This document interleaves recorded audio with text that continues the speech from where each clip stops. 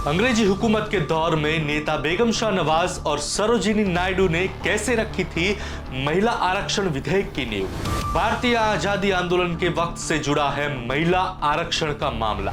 संविधान सभा में भी उठ चुका है महिला आरक्षण का मामला। विधेयक लोकसभा में पारित होने के बावजूद 2029 तक का क्या करना होगा इंतजार। क्या सरकार का ये विधेयक अगले साल के चुनाव के मद्देनजर कोई चुनावी लॉलीपॉप तो नहीं। बदलते समय के साथ महिलाओं को लेकर समाज की सोच बदलती रही है। आज के इस दौर में महिलाएं किसी भी क्षेत्र में पुरुषों से कम नहीं है, चाहे वो कॉरपोरेट फील्ड हो या सरकारी नौकरी हो। हर क्षेत्र में महिलाएं पुरुषों के साथ कंधे से कंधा मिलाकर चल रही है, लेकिन अभी भी कई जगहों पर महिलाओं को पुरुषों से कम आंका जाता है। महिलाओं को पुरुषों के मुकाबले उतने अधिकार और आजादी नहीं दी जाती है। पितृसत्ता उसी का एक उदाहरण है। आइए समझते हैं इस मुद्दे को।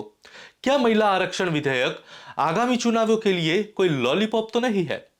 नमस्कार, मैं हूं निशित और आप देख रहे हैं हमारा YouTube channel know with Nishit. William Hunter और ज्योतिराव फुले ने 1882 में जाति आधारित आरक्षण प्रणाली के विचार की कल्पना की थी।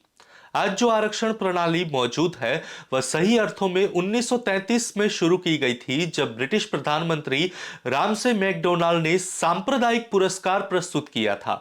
इस पुरस्कार में मुसलमानों, सिखों, भारतीय ईसाइयों, एंग्लो इंडियन, यूरोपियन और दलितों के लिए सेपरेट कॉन्स्टिट्यूएंसीज को इंट्रोड्यूस किया गया। लंबी बातचीत के बाद गांधी और अंबेडकर ने पूना पैक्ट पर हस्ताक्षर किए, जहां यह निर्णय लिया गया कि इसमें कुछ आरक्षणों के साथ एक ही हिंदू मतदाता होगा। स्वतंत्रता के बाद प्रारंभ में आरक्षण केवल अनुसूचित जाति और अनुसूचित जनजाति के लिए प्रदान किया गया था। मंडल आयोग की सिफारिशों पर 1991 में ओबीसी को आरक्षण के दायरे में शामिल किया गया। महिला आरक्षण बिल लोकसभा, राज्यसभा एवं विधानसभाओं में महिलाओं को कुल सीटों में से 33% रिजर्वेशन देने की बात है। पॉलिटिकली 33% रिजर्वेशन महिला समानता की तर्ज पर एक अहम विचार के प्रोस्पेक्टिव से देखा जा रहा है। नारी शक्ति वंदन एक्ट या महिला आरक्षण बिल या संविधान 108th अमेंडमेंट बिल 9 मार्च 2010 भारत की संसद में पास किया गया। यह एक बिल है जो सभी सीटों में से 1/3 सीटें रिजर्व करने के लिए भारत के संविधान में संशोधन करने की बात कहता है। भारत की संसद में निचले सदन, लोकसभा और सभी राज्य विधानसभाओं में महिलाओं के लिए सीटों को रोटेशन में रिजर्व करने का प्रस्ताव किया गया था और इसे ड्रॉ द्वारा इस तरह निर्धारित किया जाएगा कि एक सीट कंटिन्यू 3 इलेक्शन में ओनली 1 टाइम रिजर्व की जाएगी। यह डिबेट कोई नई डिबेट नहीं है, यह बहुत पुरानी डिबेट है, जिसका पहला इतिहास हमें साल 1931 में देखने को मिलता है। पॉलिटिक्स में महिलाओं के लिए रिजर्वेशन का मुद्दा इंडियन इंडिपेंडेंस मूवमेंट के वक्त से जुड़ा है।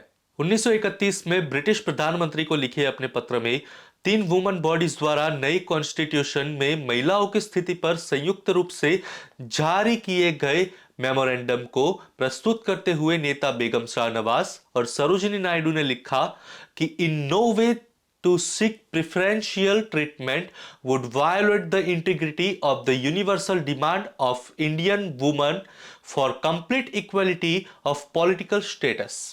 वुमेन रिजर्वेशन का मुद्दा संविधान सभा की डिबेट्स में भी उठा है, लेकिन इसे अननेसेसरी रिजेक्ट कर दिया गया।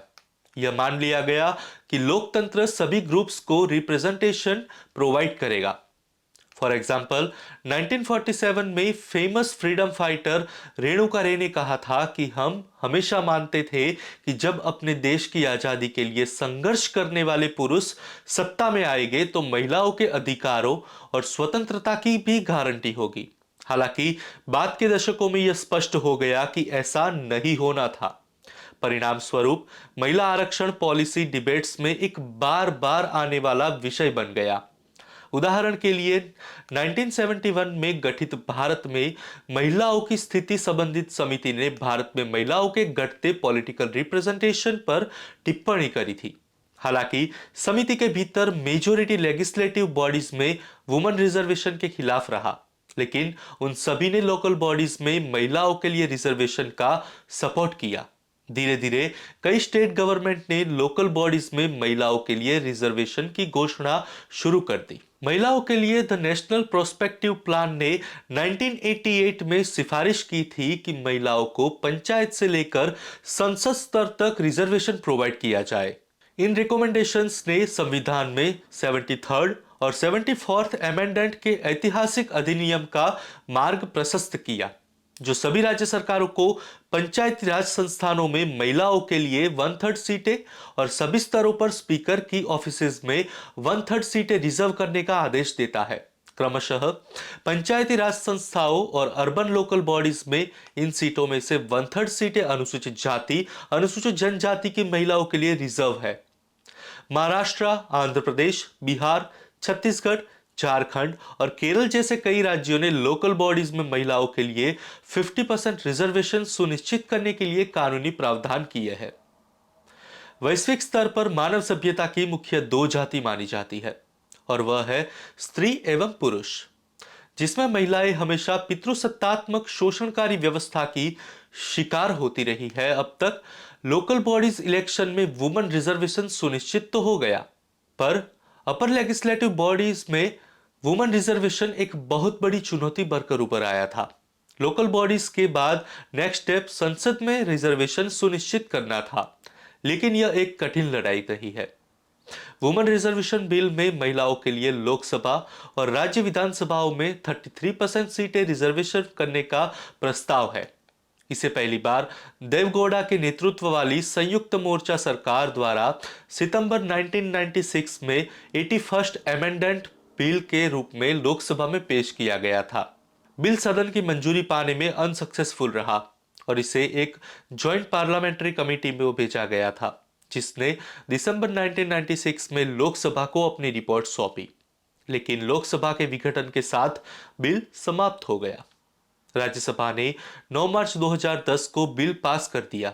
हालांकि लोकसभा ने बिल पर कभी मतदान ही नहीं हुआ, चूंकि यह बिल अभी भी लोकसभा में लंबित था और लोकसभा की टर्म इस दौरान 2 बार यानी कि 2014 और 2019 में समाप्त हो गई थी।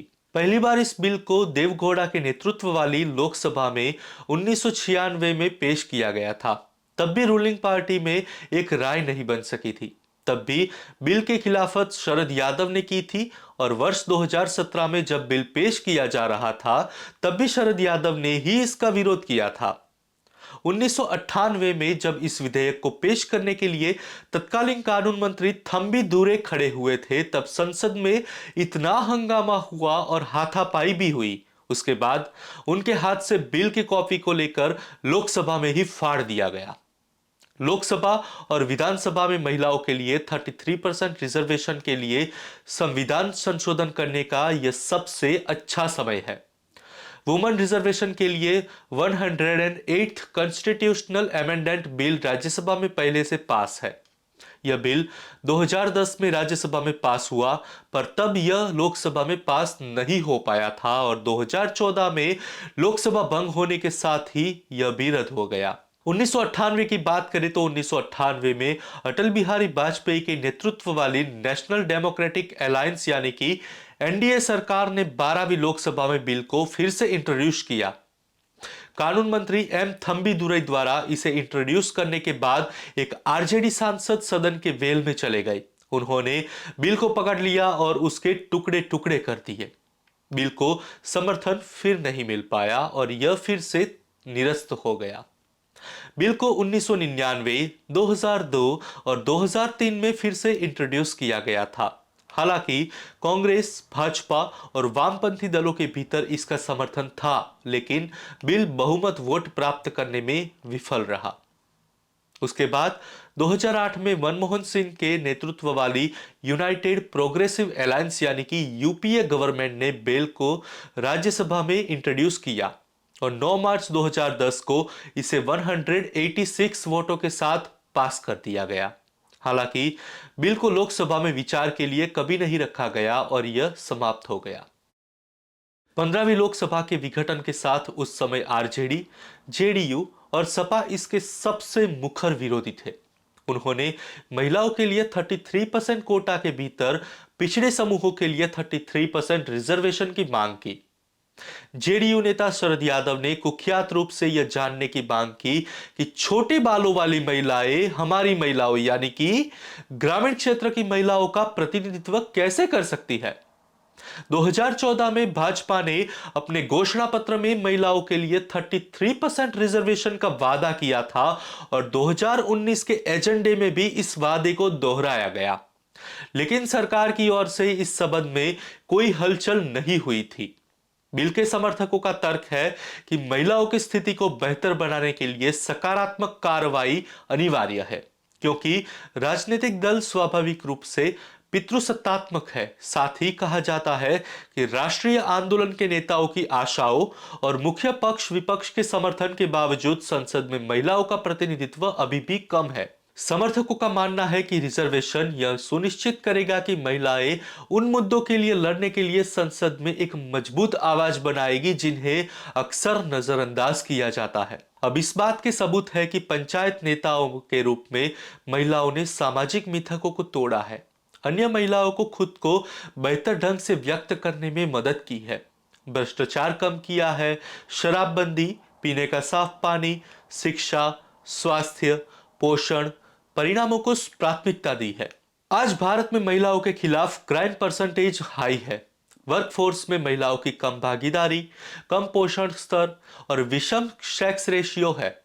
यह तर्क दिया जाता है कि इन सभी चुनौतियों से निपटने के लिए हमें निर्णय लेने में अधिक महिलाओं की आवश्यकता है। इतने लंबे इतिहास से सफर करते हुए आ रही वुमेन रिजर्वेशन की मांग को करंट पॉलिटिक्स में कांग्रेस नेता राहुल गांधी ने 2019 लोकसभा चुनाव के दौरान यह कहकर हवा दी थी कि केंद्र में कांग्रेस की सरकार अगर आएगी तो वह तत्काल प्रभाव से वुमेन रिजर्वेशन बिल लाएगी। यह कहकर उन्होंने गेंद भाजपा के पाले में डाल दी थी।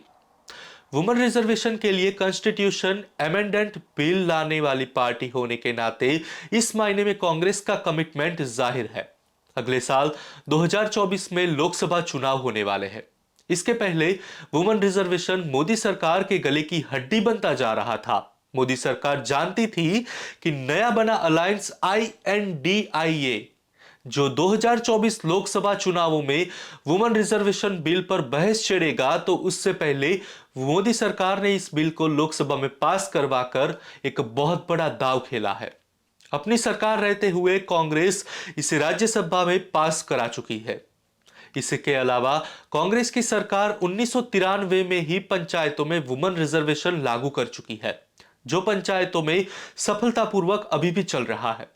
अब भाजपा को साबित करना था कि वुमेन रिजर्वेशन के सवाल पर गंभीर और कितने ईमानदार है। इंडियन इलेक्टोरल पॉलिटिक्स पर मेजर इंपैक्ट डालने के लिए नरेंद्र मोदी सरकार ने लोकसभा और सभी राज्य विधानसभाओं में महिलाओं के लिए 33% रिजर्वेशन लाने के लिए 128th कॉन्स्टिट्यूशनल अमेंडमेंट बिल 2023 पेश किया।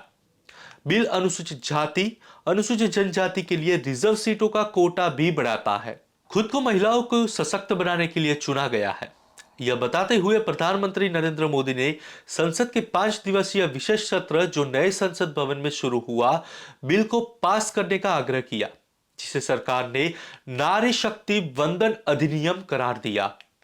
प्रधानमंत्री नरेंद्र मोदी ने बुधवार को कहा कि वह लोकसभा द्वारा महिला आरक्षण विधेयक के पारित होने पर खुश है और कानून के समर्थन में मतदान करने वाले सभी सांसदों को धन्यवाद दिया। नारी शक्ति वंदन अधिनियम को ऐतिहासिक कानून बताते हुए पीएम मोदी ने कहा, इससे महिला सशक्तिकरण को बढ़ावा मिलेगा।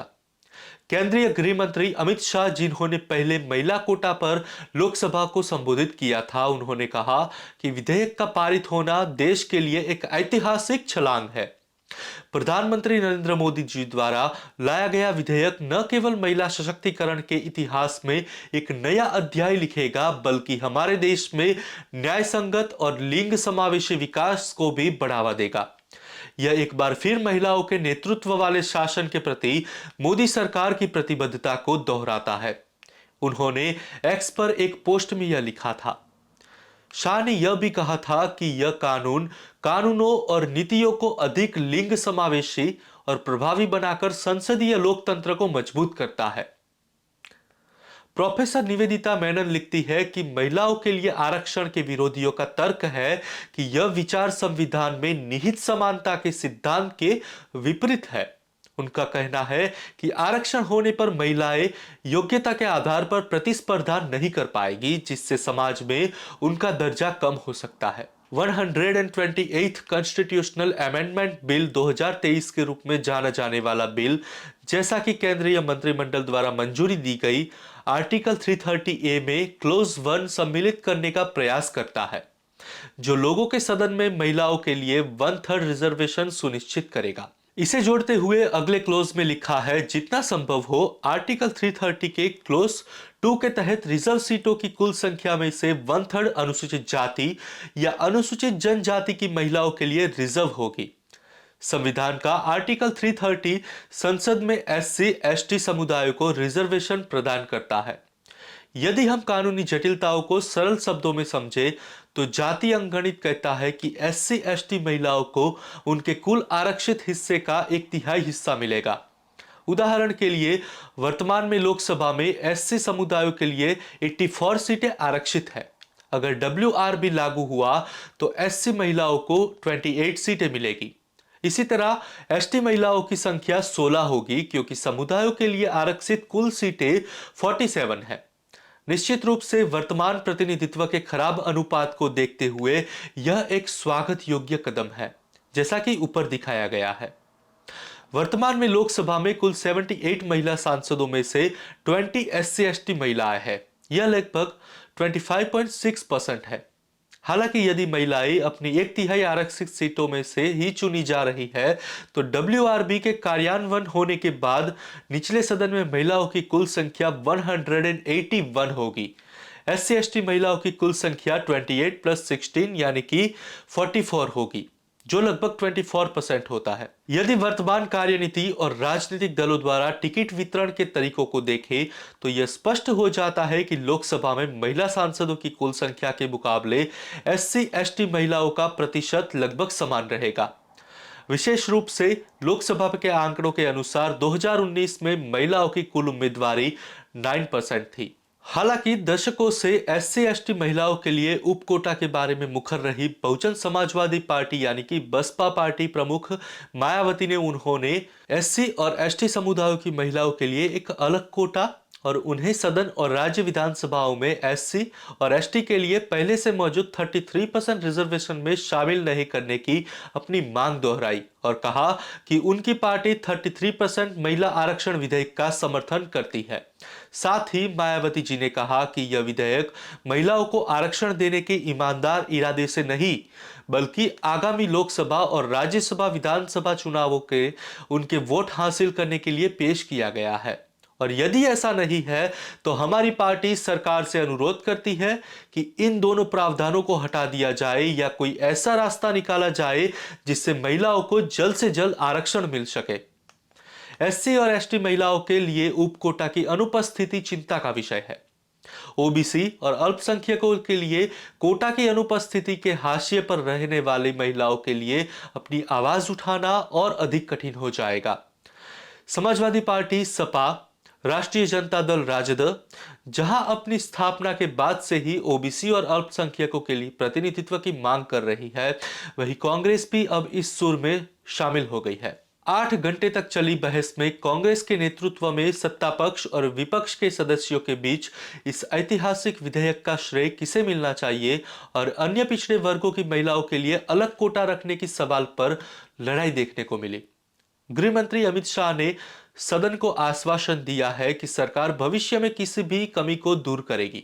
कांग्रेस ने अपनी 2010 की स्थिति से विपरीत उनके नेता सोनिया गांधी, जो बहस में पहले वक्ता थे, उन्होंने कहा जाति जनगणना के बाद ओबीसी के लिए कोटा के भीतर एक अलग कोटा की मांग का नेतृत्व करते हैं।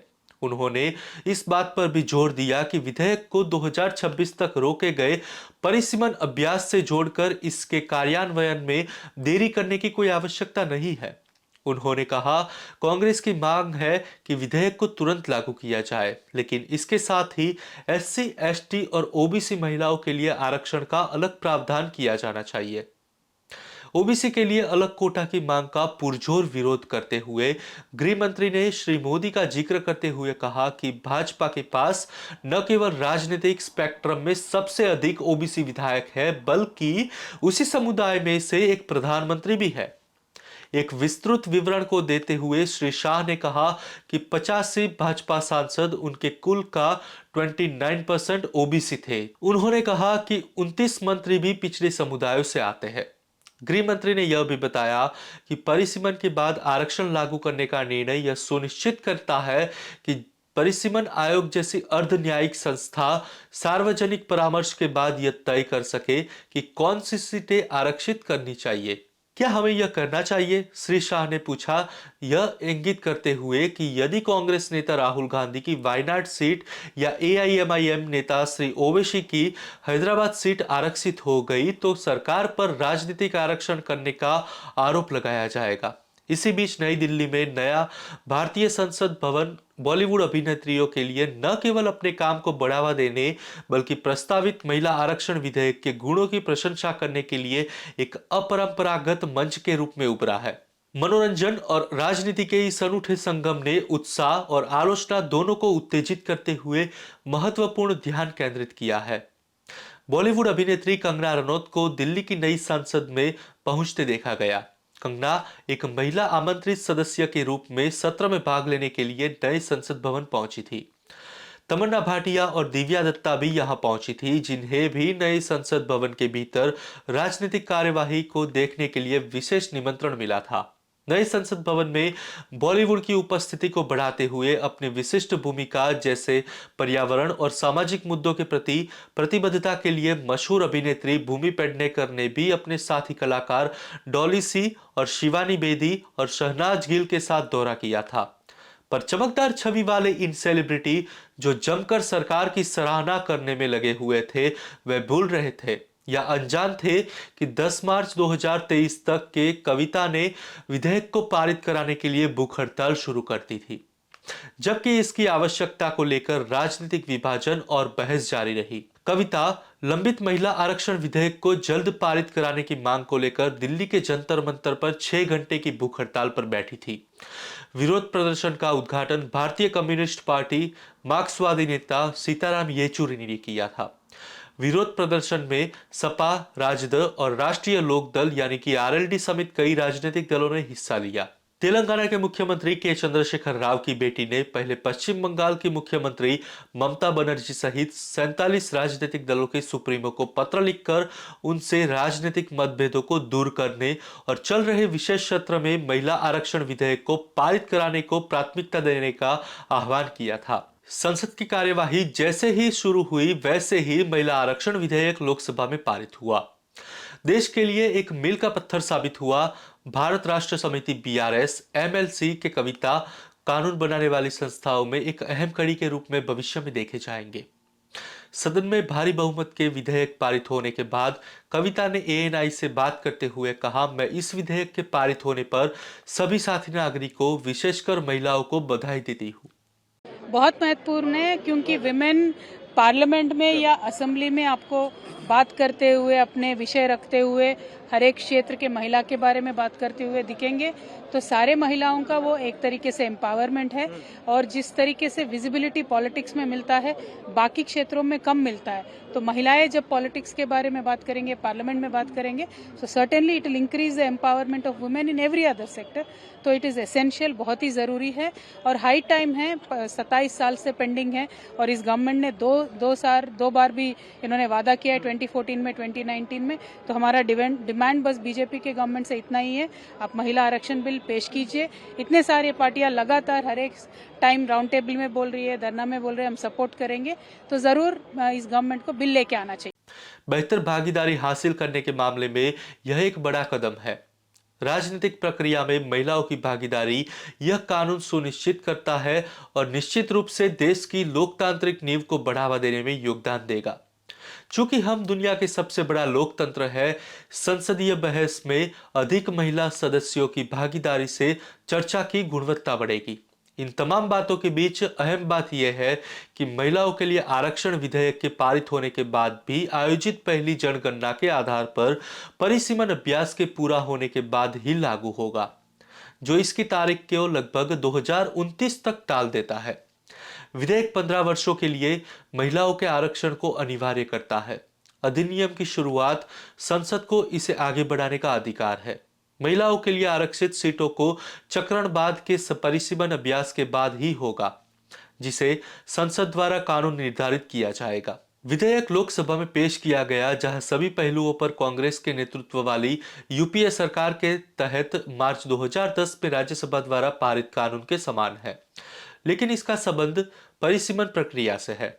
विपक्ष ने इसे लपक लिया और सरकार पर तुरंत आरक्षण न लाकर लोगों को बेवकूफ बनाने का आरोप लगाया और केवल 2024 के लोकसभा चुनावों को ध्यान में रखते हुए विधेयक पेश किया है, ऐसा बोला। भारत में महिला आरक्षण की स्थिति क्या है, आइए इसको समझते हैं। अगर गुजरात की बात की जाए तो इसकी 182 सदस्यीय संसद है और केवल 8% उम्मीदवार महिलाएं हैं। हिमाचल प्रदेश, जहां हर 2 मतदाताओं में से एक महिला है, वहां 67 पुरुष निर्वाचित हुए हैं और केवल 1 महिला है। राष्ट्रीय औसत की बात की जाए तो देश भर में राज्य विधानसभाओं में महिलाओं का अनुपात अभी भी 8% है। अगर रैंकिंग की बात की जाए तो अंतर संसदीय संघ के एक सर्वेक्षण के अनुसार संसद में महिलाओं के प्रतिनिधित्व के मामले में भारत 193 देशों में से 144वें स्थान पर है। 128वां संवैधानिक संशोधन विधेयक 2023 या नारी शक्ति वंदन अधिनियम नवीनतम जनगणना को ध्यान में रखते हुए 2026 के परिसीमन के बाद लागू किया जाएगा। परिसीमन का अर्थ है जनसंख्या में परिवर्तन का प्रतिनिधित्व करने के लिए किसी देश में क्षेत्रीय निर्वाचन क्षेत्रों की सीमाएं तय करने का कार्य या प्रक्रिया। पिछली जनगणना 2011 में हुई थी। केंद्र ने शुरू में इस अभ्यास को स्थगित करने के लिए कोविड-19 महामारी को जिम्मेदार ठहराया था। भारत के रजिस्ट्रार जनरल आरजीआई की पिछली 2 अधिसूचनाओं में देरी का कोई कारण नहीं बताया गया है। द हिंदू की रिपोर्ट के अनुसार 23 जून को अतिरिक्त आरजीआई को एक आदेश में कहा गया कि सक्षम प्राधिकारी ने 2024 में होने वाले आम चुनावों से पहले इस अभ्यास को खारिज करते हुए प्रशासनिक सीमाओं को 31 दिसंबर तक बढ़ाने का फैसला किया है। ऐसी रिपोर्ट थी कि 10 करोड़ लोगों को खाद्य सुरक्षा अधिनियम से बाहर रखा गया है, क्योंकि लाभार्थियों की गणना के लिए 2011 की जनगणना के पुराने डेटा का उपयोग किया जा रहा है। एनएसएस या एनएफएसएच जैसे सर्वेक्षण नमूना सर्वेक्षण होने के कारण निचले भौगोलिक स्तरों के लिए बहुत विश्वसनीय अनुमान नहीं दे सकते हैं और किसी को जनगणना पर निर्भर रहना पड़ता है। उदाहरण के लिए अब भी ऐसे गांव हो सकते हैं जहां महिला साक्षरता कम हो। केवल जनगणना ही कार्यक्रम तैयार करने के लिए उनकी पहचान कर सकती है। जनगणना 2021 में आयोजित होने वाली थी, लेकिन कोविड-19 महामारी के कारण देरी हुई। चूंकि आम चुनाव 2024 में होने हैं, इसलिए भारत में अगले जनगणना अगले साल के अंत तक नहीं हो सकती है और इसी के लिए 2024 के लोकसभा चुनाव में महिला आरक्षण बिल को राजनीतिक लाभ लेने के अलावा और कोई अर्थ नहीं रहता है। पर अच्छी बात यह है कि 1996 से 2023 तक महिलाओं को आरक्षण देने के लिए राजनीतिक दलों का समर्थन होने के बावजूद इंतजार करना पड़ा और 2029 तक अधिक इंतजार करना होगा। यही हमारी पितृसत्तात्मक व्यवस्था है, जिसे राजनीति से दूर करने, राजनीति में युवा महिला प्रतिनिधित्व बढ़ाने का एक अहम विकल्प साबित होगा। तो बस आज के लिए इतना ही। हम आशा करते हैं आपको हमारा यह वीडियो पसंद आया होगा। तो अगर आप नए हैं इस चैनल पर तो सब्सक्राइब करें हमारे चैनल को और वीडियो को ज़्यादा से ज़्यादा शेयर करें। और हाँ, अगर आपने कमेंट बॉक्स में अपना सुझाव नहीं दिया तो वो भी आप अपना सुझाव कमेंट बॉक्स में जाकर दे सकते हैं, जिससे हम आपको और भी बेहतर माहिती दे पाएंगे। तो इसी के साथ मिलते हैं अगले वीडियो में। तब तक मुझे दीजिए इजाजत और आप जुड़े रहिए आपके अपने YouTube चैनल के साथ, जिसका नाम है know with Nishit, empowering minds unveiling truths. नमस्कार, जय हिंद, जय मां भारती।